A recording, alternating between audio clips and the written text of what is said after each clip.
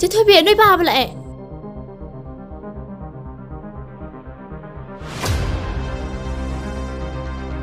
ไอ้กักขโลยามทุนกักขโลนารามันนี่เขาจริงเดียไอ้นั่งกับสายเซ็กคิโนหายไปนั่งตรงนอนน่ะเลยนั่งดูกะพัซเร่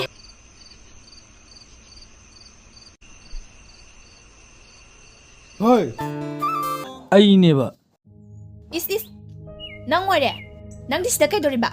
ใครโดนมาให้บันนี่ดามีกี่ทงอันมานักสิดาอะไรมาดันเนี่ยนับสิลักทันเนี่ยจะถอยเบียดตาถอยไปละ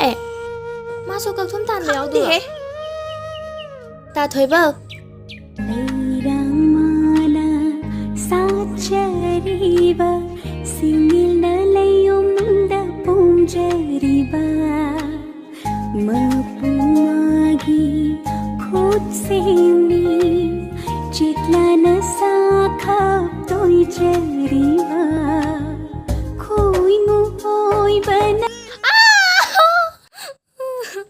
SIDAบ่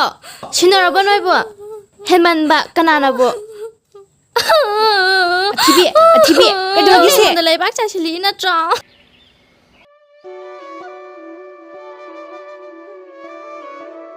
ตาเถื่อนบ้าคุยงานมาแก้มคุยอะไรกี่คุยเรื่องอะไรปะแต่คุยที่ชมเลี้ยมันนะคุ้มมากสิดาร์เลยคุยสุดเนี่ยคุยเสียงานอย่างนี้จะทิ้งนี่ไก่นุ่มมิสินายฮะก็มาสิงางสิเองวันนี้มาสิบ่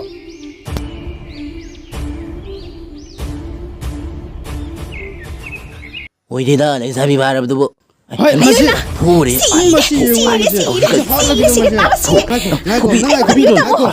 รู้ตัวนะก็สุดที่มาสิดิ